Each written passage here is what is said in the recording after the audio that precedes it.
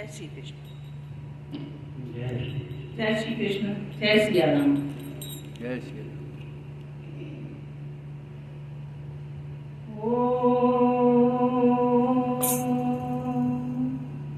हरि ओम।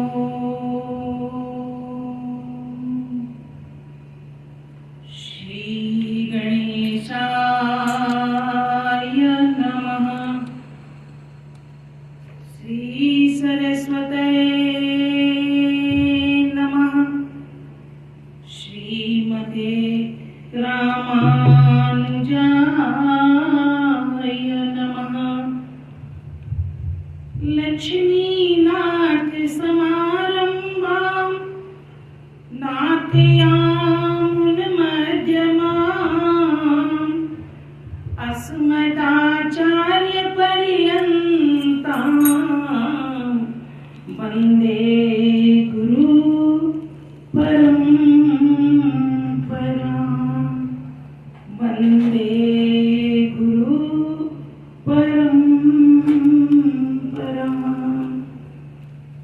सीता मेरी मात है, पिता मेरे रघुनाथ।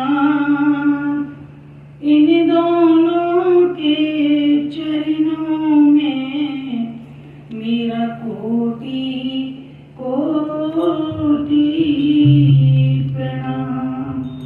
मेरा कोटि कोटि प्रणाम।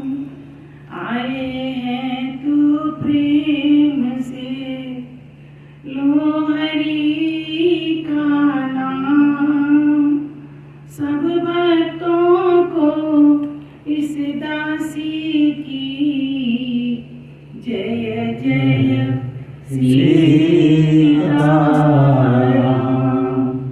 जय जय राधे श्याम। जय जय श्री हनुमान।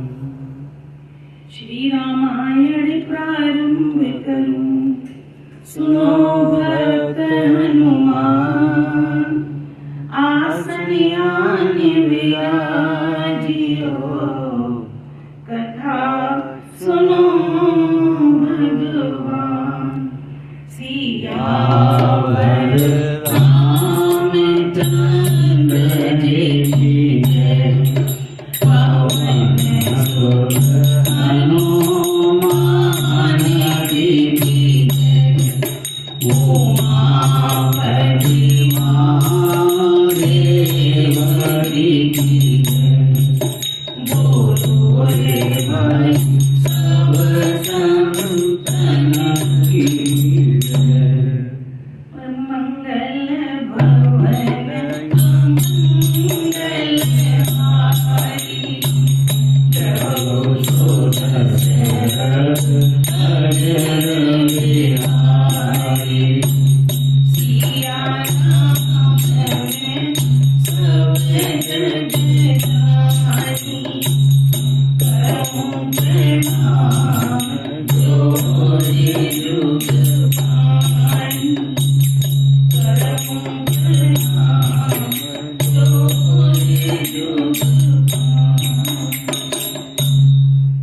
परम मंगल में परात्पर अखिलेश्वर अखिल ब्रह्मांड नायक परात्पर परब्रह्म भगवान श्री राम की वांग्मयी प्रतिमूर्ति श्री रामचरितमानस को श्रवण करने के लिए इस राधा कृष्ण मंदिर के प्रांगण में आए हुए सभी भक्तों को जय सिया राम, जय राधे श्याम, जय श्री हनुमान।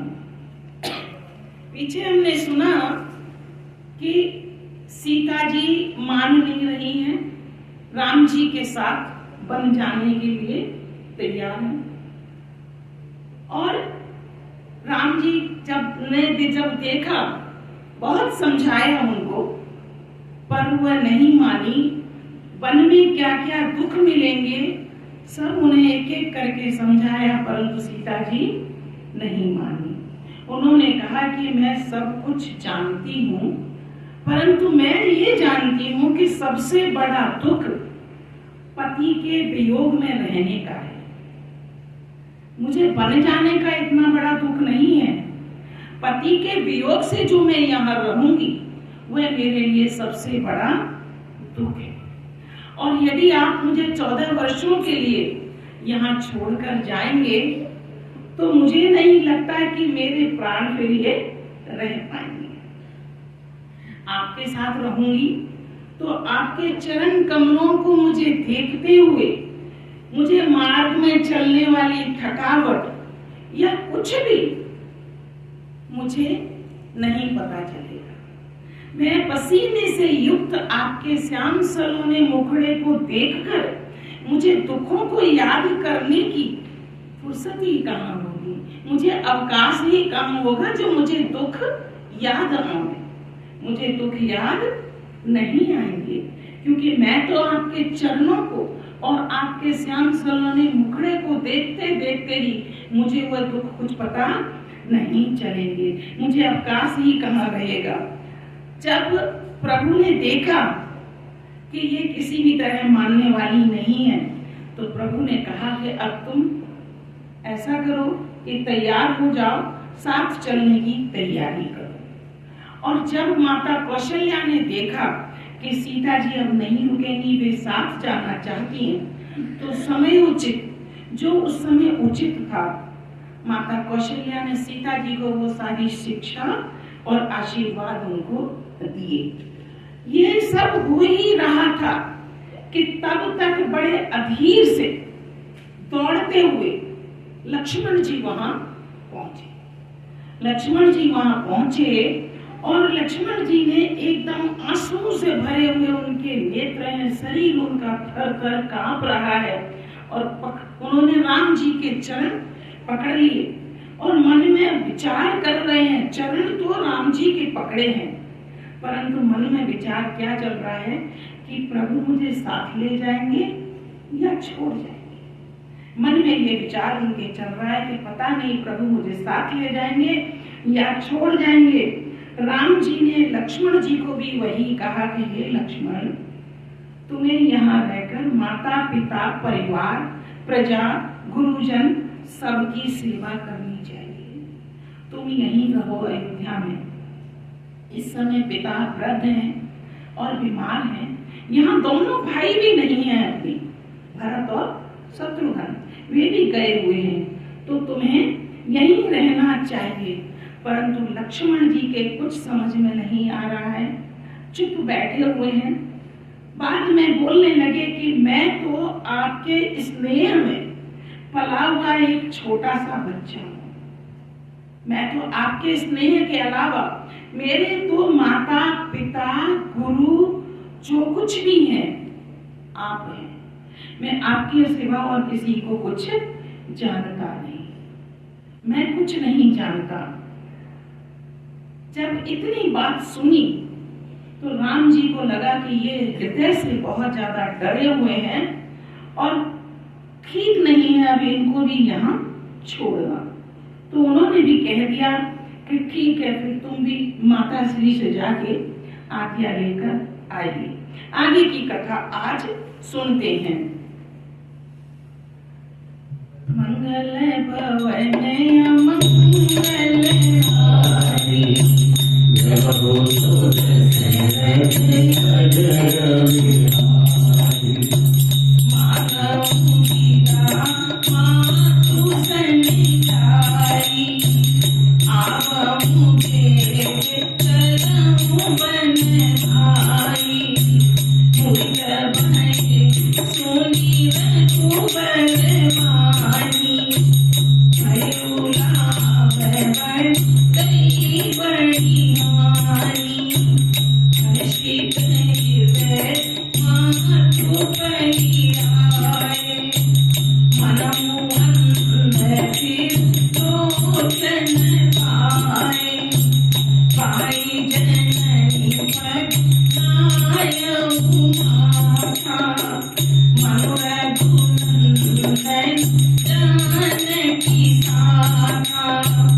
मुझे माँ महीना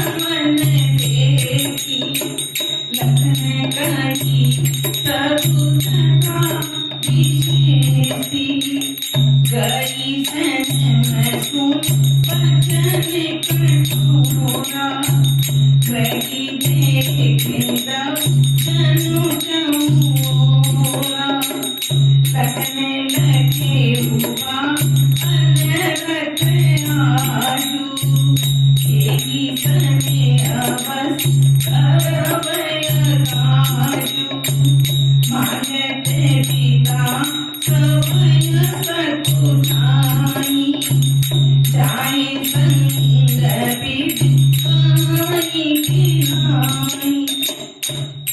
राम जी ने कहा लक्ष्मण जी से कि हे भाई, जाकर माता से विदा मांगा, फिर जल्दी मन को चलना है। रघुकुल में श्री राम जी की वाणी सुनकर लक्ष्मण जी आनंदित हो गए, क्योंकि जो उनके मन में था वह पूरा होने जा रहा है। बड़े ही आनंदित हो गए कि बड़ी हानि दूर हो गई, अब तो कलेश मिटा, मुझे राम जी साथ लेकर जाएंगे ही जाएंगे। एकदम अंदर से उनका हृदय प्रफुल्लित हो गया, आनंदित हो गया।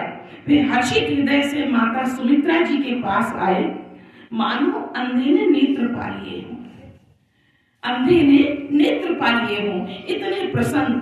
उन्होंने जाकर माता के चरणों में मस्तक नवाया, किंतु उनका मन रघुनाथ और सीता जी के चरणों में ही था। चरण तो वो माता जी के चरणों में अपने सर को झुकाए हैं, परंतु क्या सोच रहे हैं कि उनका मन रूपी जो उनका मस्तक है वह रघुनाथ जी और सीता जी के ही चरणों में है, उन्हीं के साथ है। माता ने जब उनका मन उदास देखा और कारण पूछने लगी, तो लक्ष्मण जी ने सब कथा विस्तार से सुनाई। माता सुमित्रा को कथा सारी विस्तार से कह सुनाई, और सुमित्रा जी उन कठोर वचनों को सुनकर ऐसे सहम गई जैसे कोई हिरनी जंगल में फंसी हो और चारों तरफ अग्नि लग गई हो। जब चारों तरफ अग्नि दिखाई दे तो उस हिरनी का जी क्या करेगा, क्या करेगा। इसी तरह सुमित्रा जी सहम गई, उनको कुछ उस समय सूझ नहीं रहा। डर के मारे वे थर थर कांपने लगी कि विधाता ने ये क्या दिखा रहा है, क्या दिखाना था और क्या दिखा रहा है। लक्ष्मण जी ने देखा कि अरे माता तो अब इस तरह सहम गई है, कहीं अनर्थ ना हो जाए। अनर्थ क्या, कहीं माता ये ना कह दे कि तुम मत जाओ। डरने लगे फिर से अंदर, और स्नेह बस अब लगता है माता काम बिगाड़ देगी। मन ही मन सोचने लगे और प्रभु को मनाने लगे। इसलिए मैं विदा मांगते हुए डर के मारे सकुचाने लगे अब कि माता स्नेह के बस ये ना कह दे कि राम जा रहे हैं तो तुम क्यों जा रहे हो, तुम मत जाओ, तुम घर पर ही रहो। अब मन ही मन सोचते हैं कि हे विधाता, माता प्रभु राम के साथ मुझे जाने को कहेंगी या नहीं कहेंगी। फिर उनका मन डर से बड़ा ही विचलित है। समुझ सुमित्रा राम सिय खूब सुशील सुभाव, नति सनेह लखि सुमेरु सिर, पापिन दीन पुराव। सुमित्रा जी राम जी और सीता जी के रूप, उनके सुंदर सुशील स्वभाव को समझकर और उन पर राजा कितना स्नेह करते हैं, ये सब सोचकर सुमित्रा जी अपना सिर धुलने लगी कि कैकई ने ये क्या, कैसी घात लगाई, कैकई ने ये क्या किया और अब कैसे हम सब रहेंगे। और राजा दशरथ जी का तो विशेष प्यार है राम जी और सीता जी के साथ, वे कैसे रह सकेंगे। ऐसा कहकर वे मन ही मन में तड़पड़ाने लगी। और धीरज धरे अवसर जानी, सहज सुरत हो कीन जुबानी, तात तुम्हारी मातु बहरी, पिता राम सब माटी सनेही, अब कहाँ जय राम निवासु, ताहि दिवस जय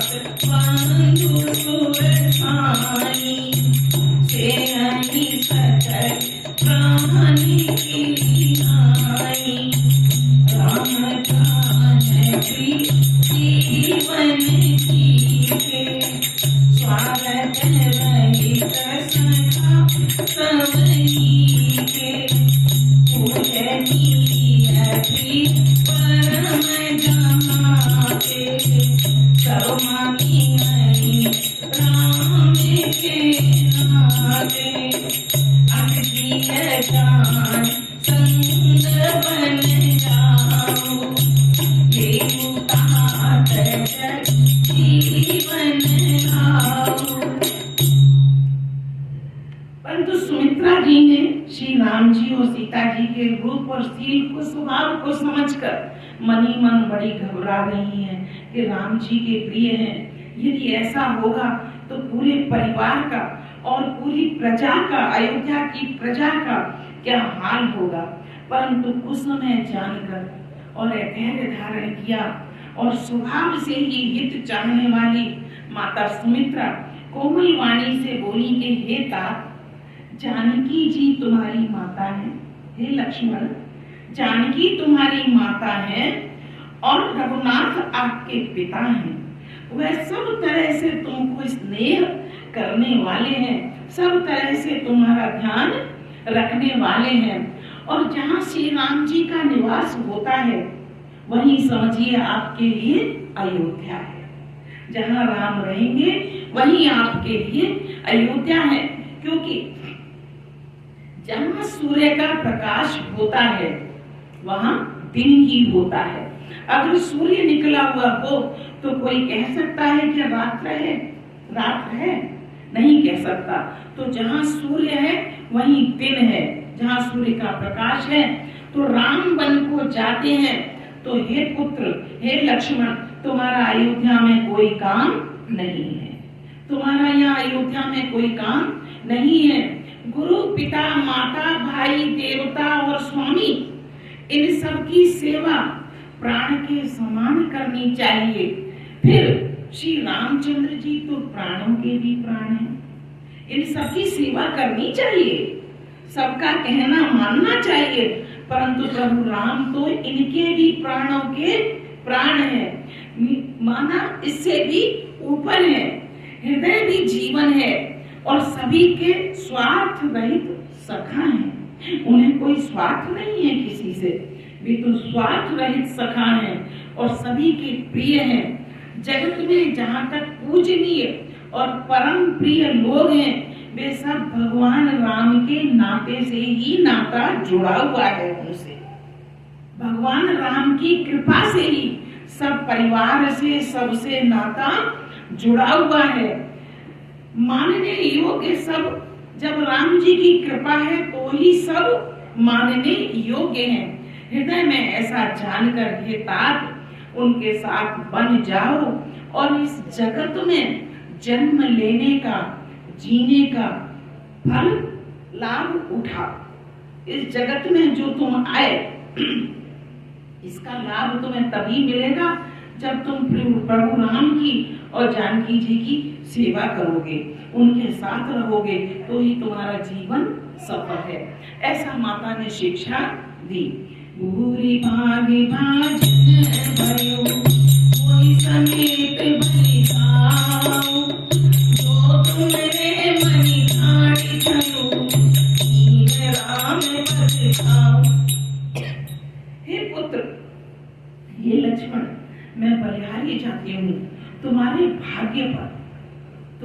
भाग्य पर मैं बलिहारी जाती हूँ कि तुम बड़े सौभाग्य के पात्र हो, जो तुम्हारे चित्त ने सबको छोड़कर श्री राम जी के चरणों से नाता जोड़ा। मैं बलिहारी जाती हूँ जो तुमने श्री रामचंद्र जी के चरणों से नाता जोड़ा और श्री राम ने अपने चरणों में तुम्हें स्थान दिया। मैं बलिहारी जाती हूँ आप पर। पुत्रवती जुवती जगी सोई, भगवती भगत जासु सुधि होई। भगवान जीवन आदि बियाई, काम की मुख सुख तेरी प्रियाई। तुम्हें भार राम बन जाई, तू करे जता कछुनाई। सकल सुख कर बड़ भलेऊ, राम सिया पर सहज सनेऊ। रागे हो से ईर्षा मधुमोह, जैसा प्रेम इनके बसे हो। सकल प्रकार शिकार बिहाई, मन क्रम वचन करे सेवकाई। तुम कम बन सब पापी सुपासु, संगति तुम्हारू राम सिया जासु। जैन राम बचाई कलेसु, खुद सोई करे तीनहि उपदेसु। संसार में सुमित्रा जी कहने लगी कि संसार में वही स्त्री, वही युवती धन्यवान है, भाग्यवान है, जिसका पुत्र रघुनाथ जी का भक्त हो। मैं आज खुद को भी बड़ी भाग्यवान समझ रही हूँ कि मेरा पुत्र ने अपना चित्त राम जी के चरणों में लगाया है। नहीं तो इस संसार में जो भगवान के चरणों से विमुख होता है तो उसका जीवन तो पशु के भांति है, पशु के समान ही है उसका जीवन। जो जिस स्त्री का पुत्र भगवान के चरणों में चित्त ना लगाए तो उसमें और पशु में कोई फर्क नहीं है, कोई अंतर नहीं है। पशु की भांति उसका इस जगत में आना व्यर्थ है। तुम्हारे भाग्य से मुझे ऐसा लगता है कि तुम इतने भगवान के चरणों में इतना अच्छे से तुमने चित्त लगाया है कि तुम्हारे ही कारण से भगवान राम बन को जा रहे हैं। ये बात मुझे दूसरा और कोई कारण नजर नहीं आ रहा। संपूर्ण पुण्यों का फल सबसे बड़ा यही है कि तुम्हें श्री सीता राम जी के चरणों की सेवा मिली, तुम्हें उनसे स्वाभाविक प्रेम हुआ है। तो मैं कहती हूँ मेरी बात पर ध्यान देना। राग, रोष, ईर्ष्या, मद और मोह इनके बस में तुम स्वप्न में भी मत आना। तुम्हारे अंदर ये स्वप्न में भी नहीं आना चाहिए। सब प्रकार से विकारों को त्याग कर मन, वचन और कर्म से श्री सीताराम जी की सेवा करना। बस मेरा उपदेश यही है कि तुम्हारे मन में कोई विकार नहीं आना चाहिए। सब तरह से मन लगाकर हृदय से श्री सीताराम जी की सेवा करना। तुमको वन में सब प्रकार से आराम है, जिसके साथ श्री राम जी और सीता जी रूपी माता पिता है। हे पुत्र, तुम वही करना जिससे रामचंद्र जी को वन में कोई क्लेश न हो, उन्हें कोई दुख न हो। मेरा यही उपदेश है। उपदेश यही तात तुम्हें राम सिय सुख पावई, मातु परिवार पूरे सुख सुरति बन बिसरावई। तुलसी प्रभु सिख देई आय सुदीने, पुण्य आशीष दई रति हो अविरल अमर सिय रघुवीर बदनित नित नई।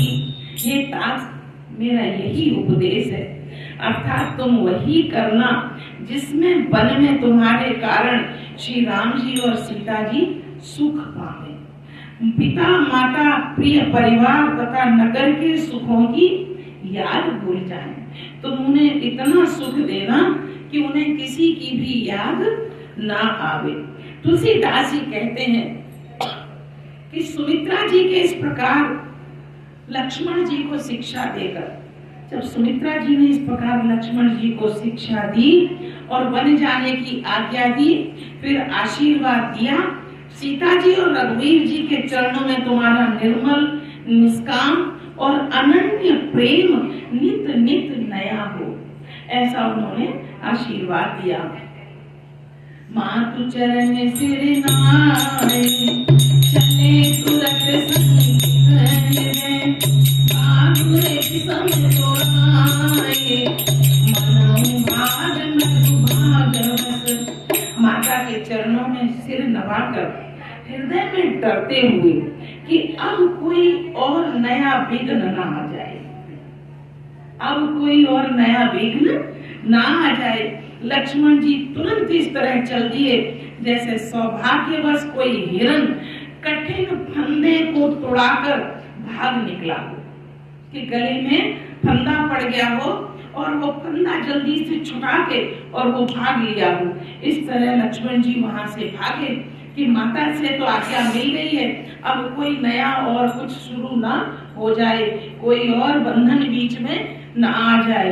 वह तुरंत राम और सीता के पास भागकर चल दिए और गए लखन जय जानकी नाथू के मन मुदित पाय प्रिय साधु पल्ले राम की चरण सुहाए जय संकट मंदिर आए कहीं बरस पर पूरे नर नारी भली बनाय विधि बात विकारी संकट मन दुख बदन मलिने विकट मना माही मधुकीने करनी है तेरे गुने पछतानी चले कुपम प्रिय दया तुलाई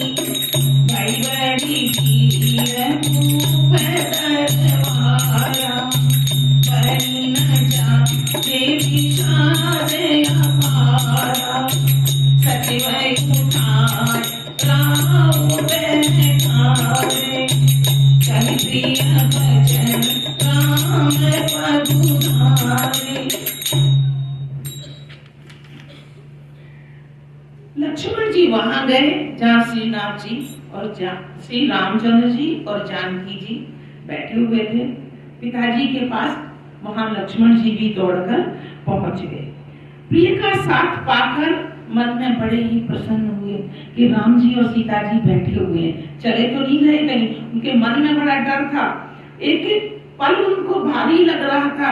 माता के पास जितनी देर थे मन में यही विचार चल रहा था कि कहीं सीता जी और राम जी निकल न जाए, मुझे छोड़कर चले न जाए। जब सामने दोनों को देखा तो बड़े प्रसन्न हुए। राम जी और सीता जी के सुंदर चरणों की वंदना करके वे उनके साथ चले जहां वो बैठे हुए थे, राजभवन की तरफ चलने लगे। और नगर के स्त्री पुरुष आपस में कह रहे हैं, विधाता ने खूब बनाकर बात बिगाड़ी। विधाता क्या करने वाले थे, हम तो राम जी का राजतिलक देखने वाले थे और राम जी अब वन को जाने की तैयारी होने लगी। सब एक दूसरे अपने बात कर करके पछता रहे हैं अपने अपने मन में। उनके शरीर दुबले हो गए हैं, मन बड़ा दुखी है, मुख उदास है। वे ऐसे व्याकुल हैं जैसे शहद छीन जाने पर मधुमक्खियां भन्नाती हुई घूमती हैं चारों तरफ, क्योंकि उनका शहद सब छीन लिया जाता है, फिर वे तड़पती हुई घूमती हैं। इसी तरह अयोध्यावासी सब तड़पते हुए घूम रहे हैं, सब हाथ मल रहे हैं, कोई सिर धुल रहा है, कोई पछता रहा है। मानो बिना पंख के कोई पक्षी व्याकुल होकर जैसे पृथ्वी पर गिर गया हो। कुछ लोग ऐसे विकल हो गए हैं। अपार विषाद का वर्णन है। तुलसीदास जी कहते हैं उस विषाद को लिखने के लिए मेरे पास शब्द नहीं है, मैं किन शब्दों में उनकी व्याख्या करूं। श्री रामचंद्र जी पधारे हैं। प्रिय वचन जब मंत्री ने राजा दशरथ को बोला कि श्री राम जी पधारे हैं और राजा को सहारा देकर मंत्री जी सुमंत्र ने उठाकर बैठाया। सीता सहित दोनों पुत्रों को वन के लिए तैयार देखकर राजा व्याकुल हो गए। उनका मन अत्यंत विषाद युक्त हो गया, बड़े ही दुखी हो गए। सीय सहित सुत सुभग दो देख देख अकुलान, बारही बारी स्नेह बस राउले उरेलाय। सीता जी सहित दोनों पुत्रों को जब उन्होंने देखा, बन जाने के लिए तैयार देखा, तो स्नेह बस बारंबार उनको हृदय से लगा लेते हैं। मुख से कोई वचन नहीं निकलता, बार बार उनको लेते हैं और अंक में लिपटा लेते हैं। और सकई न बोले बिचल नरे आओ, तोहे धनी कहो दारुण गाओ, नाई शीश पर अति अनुरागा,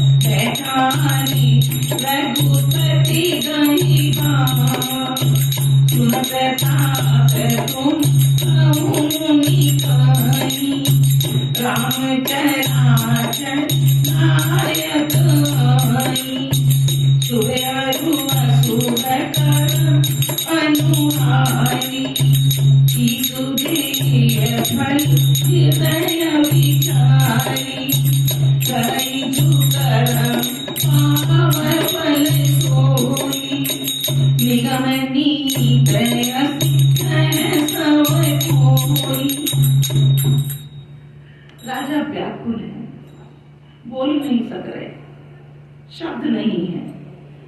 हृदय में शोक से उत्पन्न हुआ भयानक संताप है, भयानक संताप है।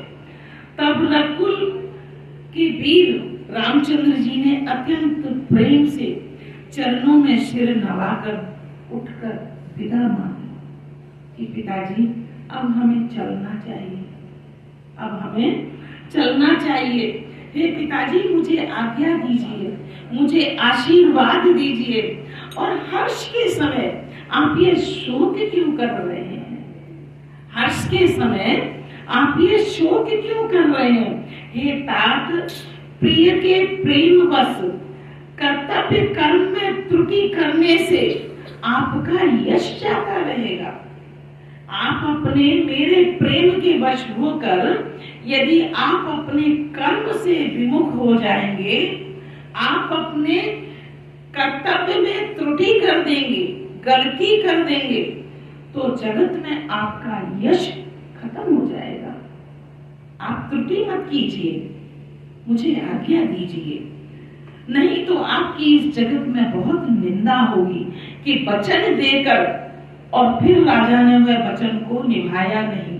मैं चाहता हूँ कि आपके कर्तव्य में कोई त्रुटि ना हो, आप कर्तव्य में त्रुटि ना करें। यह सुनकर स्नेह बस राजा ने उठकर रघुनाथ जी की बाह पकड़ ली और उन्हें बैठा लिया और कहा कि तात सुनो, तुम्हारे लिए मुनि लोग कहते हैं कि श्री राम चराचर के स्वामी हैं। श्री राम चराचर के स्वामी हैं। शुभ और अशुभ कर्मों के अनुसार ईश्वर हृदय में विचार कर फल देता है, जो कर्म करता है वही फल पाता है, ऐसी वेद की नीति है।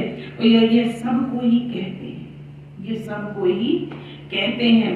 किंतु और करे अपराध को और पावे फल भोग, आगे विचित्र भगवंत गति तो जग जाने दो। किंतु इस समय अपराध किसी और ने किया और फल कोई और भोग रहा है। बड़े बड़े मुनि लोग कहते हैं कि जो जैसा कर्म करता है फल उसको वैसा ही मिलता है, फल वैसा ही उसको मिलता है। परंतु इस समय तो यहाँ विपरीत हो गया, उल्टा हो गया। अपराध तो कोई और करे और उसका फल कोई और भोगे, कोई और पावे। भगवान की लीला बड़ी विचित्र है, उसे जानने योग्य जगत में कौन है? कोई नहीं जान सकता, क्योंकि यहाँ कर्म मैंने किया है। वचन के बंधन में मैं बंधा हुआ था, वचन में बंधा हुआ था। कर्म किसी ने किया, जो मांगा वो कैकेयी ने मांगा, मैं देने दिया, कैकेयी ने मांगा, मैंने दिया वचन, और फल तुम भोग रहे हो, तुमको जाना पड़ रहा है। तो ये ऋषि मुनि और जो सब कहते हैं कि जो कर्म करता है फल वही भोगता है, तो अभी वह कहाँ गया? फल मैं तो ना मैं भोग रहा हूँ ना ये भोग रही है। कर्म मैंने किया, कर्म इन्होंने किया, पत्नी ने कैकेयी की तरफ उन्होंने इशारा किया, पर फल मेरे बच्चे भोग रहे हैं उसका। ऐसा कहकर दशरथ जी विषाद करने लगे। राय राम राखने तेराई, बहुत उपाय की चलू जाई, लकी राम रूप सहत न जाए, धर्म धुरंधर वीर सयाने, तवनपति ताये उरली, अतिथि बहुत बाती सिखी, कहीं बनी तो कर दूसर सुनाए, सास ससुर के सुख समुझाए, ये अनुराग चरण अनुरागा, करुणा सुगम बन विषमन लागा, और सवारी सी समुझाई, कैकेयी विपन विपन अधिकारी, सचिव नारी बुध नारी सयानी, सहित स्नेह कमल मधुबानी, तुम कामुक दीन बनवासु, करो जुगान ससुर गुर सासु। राजा ने इस प्रकार श्री रामचंद्र जी को रखने के लिए बड़े ही उपाय किए, तरह तरह की बातें की कि किसी तरह राम जी घर पर रुक जाएं।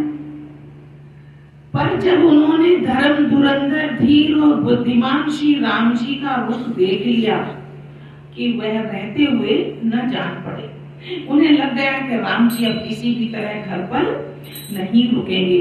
तब राजा ने सीता जी को हृदय से लगा लिया और बड़े प्रेम से बहुत प्रकार की शिक्षा दी।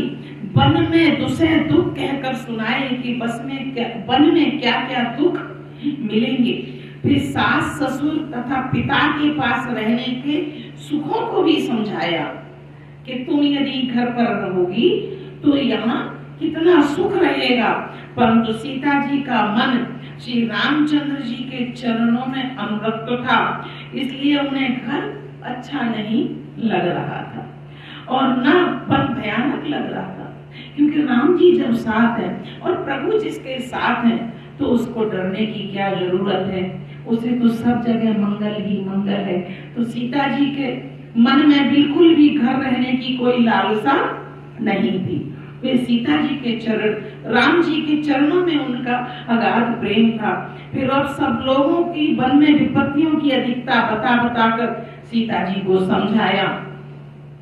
मंत्री सुमंत्र जी की जो पत्नी थी और गुरु वशिष्ठ जी की पत्नी अरुंधति जी, उन्होंने भी चतुर स्त्रियों के जैसे बड़े स्नेह के साथ बड़ी कोमल वाणी में सीता जी को कहा कि हे सीते, तुमको तो वनवास नहीं दिया है ना, वनवास तुमको तो नहीं दिया ना, तो इसलिए तुमको ससुर गुरु और सास तुम सब वही करो, तुम वही करो जो ये सब बड़े लोग कहें। तुमको थोड़ी ना वनवास मिला है, वनवास तो राम जी को मिला है, तुमको थोड़ी ना मिला है। परंतु सीता जी को वह बात बिल्कुल अच्छी नहीं लगी। सिख सीतल हित मधुर मधु, सुन सीतै न सुहानी, सरज चंद चंदने लगत, जनु चकई फुलान। ये शीतल, हितकारी, मधुर और कोमल सीख सुनने पर सीता जी को जरा भी अच्छी नहीं लगी। उन्हें बिल्कुल भी अच्छी नहीं लगी। वे इस प्रकार व्याकुल हो गईं, मानो शरद ऋतु के चंद्रमा की चांदनी लगते ही चकई व्याकुल हो जाती है, उसे जरा भी अच्छा नहीं लगता। और सियस कुछ बस उतर नदी, सोनी कामती कुटी कहई, मुनिपट भूषण आजन आनी, आगे करिबो नीर दुआनी, नवनी पान भी तुमर दुबीरा, सियसनेरन तारईरा, सुगत सुजस पर लोकन कामू, तुमनी जान बन काई न खाऊ। सीता जी संकोच बस उत्तर नहीं देती, क्योंकि उनको लगता है कि ये बड़े जने हैं सब, इनको क्या उत्तर दूं मैं। 100 की भली चुप, इसलिए जो चुप रह गई, कुछ उत्तर नहीं देती। जब ये इस तरह की बातें सुनने लगी तो कैकई तमकने लगी। कैकई को बहुत ज्यादा क्रोध आ गया और तमक की वजह से उठकर उन्होंने मुनियों के वल्कल वस्त्र उठाए, आभूषण उठाए, माला मेखला उठाई और बर्तन कमंडल आदि सब उठाकर रामचंद्र जी के आगे लाकर पटक दिए। उन्होंने रामचंद्र जी के आगे लाकर उन्होंने पटक दिए कि हे रघुवीर, राजा को तुम प्राणों के समान प्रिय हो, प्रेम बस दुर्बल हृदय के राजा शील और स्नेह नहीं छोड़ेंगे। वे तुमको जाने के लिए अपने मुंह से नहीं कहेंगे। पुण्य, सुंदर, यश और परलोक चाहे नष्ट हो जाए इनका, क्योंकि कैकई फिर से वे कड़वी बातें सुनाने लगी। इनका अपयश हो जाए, इनका यश चला जाए, चाहे इनका ये लोग बिगड़ जाए, परलोक भी बिगड़ जाए, परंतु ये तुम्हें कभी भी जाने को नहीं कहेंगे। असे विचारे सोई करो जो भावा, राम जननी सी तुम्हें सुख पावा, भूपति भजन पान समलागे, कहीं न प्राण पयारे लवागे, लोग भीतर मूर्छित नर नाऊ, काम करिय कट पूज न ताऊ, राम तुरत मुनि केस बनाई, चले जनक जननी सिरुनाई। ऐसा विचार करके कई चिल्लाने लगी कि राजा तुमको कभी भी जाने के लिए नहीं कहेंगे, क्योंकि ये तुमसे अत्यंत प्रेम करते हैं। ऐसा विचार कर तुम्हें अब जो अच्छा लगे वह करो। और राम जी के आगे वल्कल वस्त्र, कमंडल, माला, मेखला, जो भी वस्त्र चीजें होती हैं वह सब फेंक दी लाकर। माता की सीख सुनकर रामचंद्र जी ने बड़ा सुख पाया कि चलो इन्होंने गुस्सा करी तो अब कम से कम मुझे घर में रहने को कोई रोकेगा नहीं, मुझे अब जाना ही है। मन में बड़ा आनंदित हुए राम जी। परंतु राजा को ये वचन बाण के समान लगे। उनको लगा जैसे उनके हृदय को बाणों से छलनी कर दिया हो। वे सोचने लगे ये अभागे प्राण अभी भी नहीं निकल गए, ये प्राण अंदर कैसे बैठे हुए हैं जो इतने दुख के बाद भी ये निकल नहीं रहे। राजा मूर्छित हो गए, लोग व्याकुल हैं, किसी को कुछ सूझ नहीं पड़ता कि क्या करें और क्या न करें।